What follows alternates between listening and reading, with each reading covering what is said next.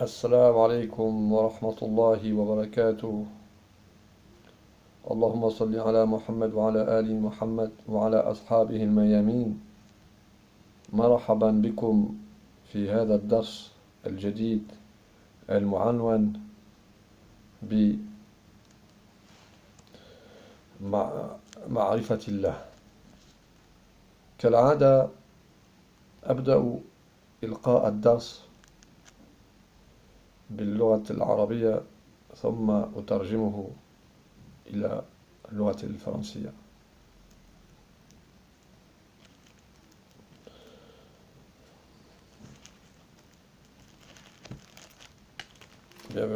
Bienvenue à vous.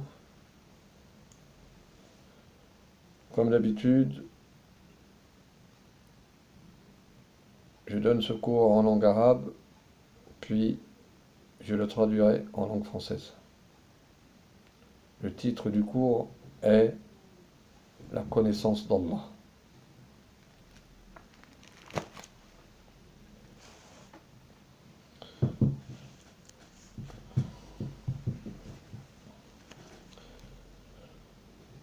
معرفة الله عز وجل. تتحدث الآية الكريمة سورة فصلت الآية 53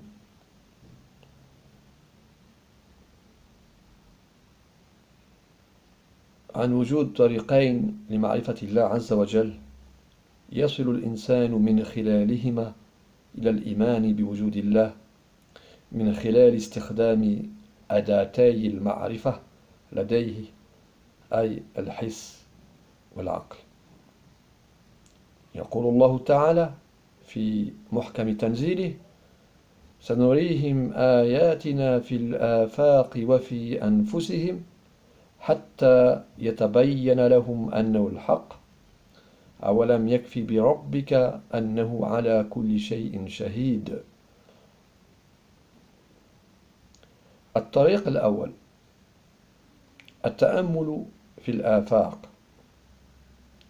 إذا تأملت فيما يحيط بك من مخلوقات صغيرة وكبيرة، من شمس وكواكب ونجوم وليل ونهار وسحاب ومطر، فإنك سوف تجد أنها نظمت بشكل دقيق للغاية، بحيث لا تستطيع إلا أن تعتقد بوجود قوة عالمة قادرة قاهرة قامت بفعل ذلك كله، وهذا هو الله عز وجل.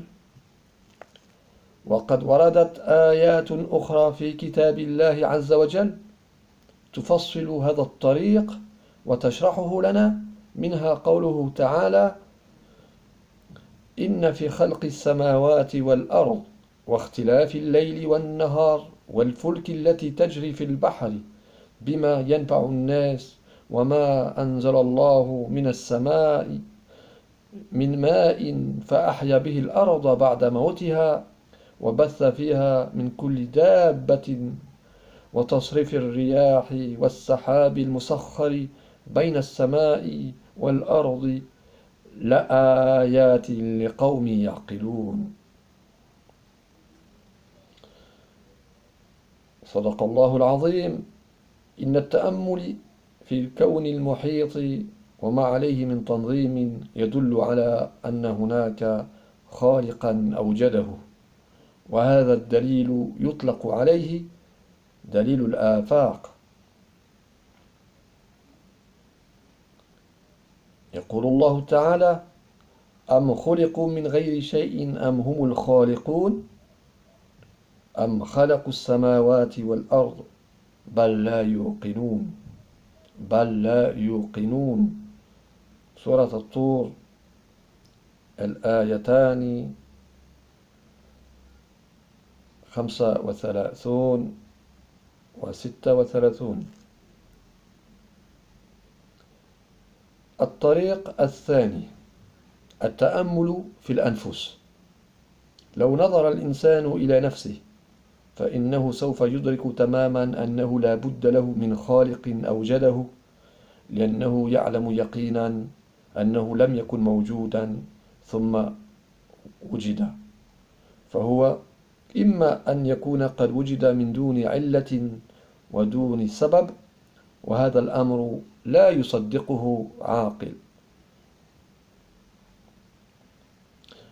أن يكون هو الذي أوجد نفسه فهذا يعني أنه لا بد وأن يكون موجودا قبل أن يوجد لكي يخلق نفسه وهو مستحيل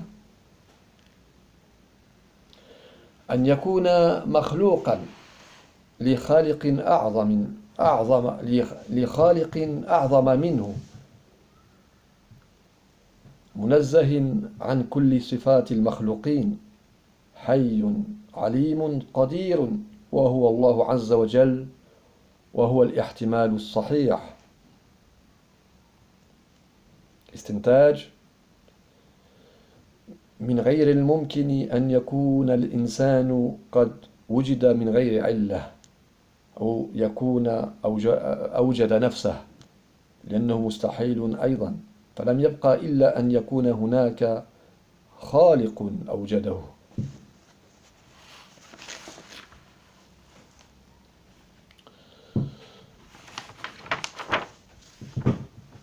La connaissance d'Allah. Le verset coranique 53 de la Sourate, les détaillés, nous parle de l'existence de deux voies pour connaître Allah. L'homme, par le biais de ces deux voies, parvient à croire à l'existence d'Allah en utilisant les deux outils de la connaissance qui sont à sa portée, l'essence et la raison. La première voie, contempler les horizons, c'est-à-dire l'univers. Si tu contemples les créatures petites ou grandes qui t'entourent, le soleil, les planètes, les étoiles, la nuit, le jour, les nuages et la pluie, certes, tu sauras qu'elles sont organisées de manière très précise, de sorte que tu ne peux croire à l'existence d'une force, de sorte que tu ne peux que croire à l'existence d'une force savante, puissante, dominante, qui a accompli tout cela. C'est Allah. Le verset 164 de Surat al-Baqarah nous détaille et nous explique cette voie. Allah dit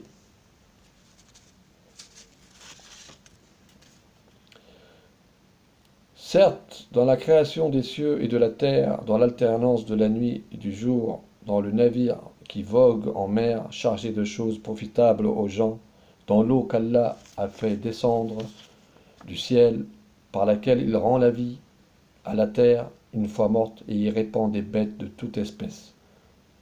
Dans la variation des vents et dans les nuages soumis entre le ciel et la terre, en tout cela, il y a des signes pour un peuple qui raisonne.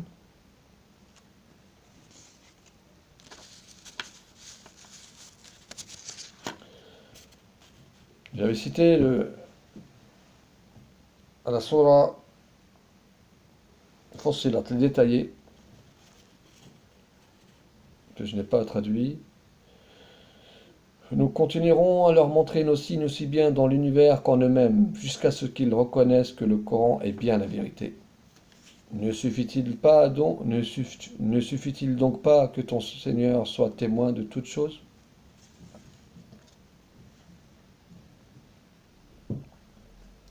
Certes, méditer l'univers qui nous entoure, ainsi que le système par lequel il est régi, indique certainement qu'il y a un créateur qui l'a rendu existant.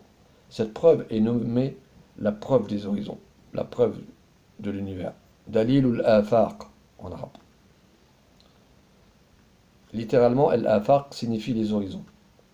Et on veut dire par cela l'univers. Donc la preuve de l'univers. Si l'homme se regarde, la deuxième voie se contempler soi-même. At-ta'ammul fil anfus. Si l'homme se regarde, il percevra totalement qu'il y a obligatoirement un créateur qui l'a rendu existant, car il sait avec certitude qu'il n'était pas avant, car il sait avec certitude qu'il n'existait pas avant d'exister. Ou bien il existe sans cause. Une personne raisonnable ne peut croire cela. Ou bien il s'est rendu existant lui-même. Cela signifie qu'il faille qu'il existe avant d'exister pour se créer lui-même. C'est impossible.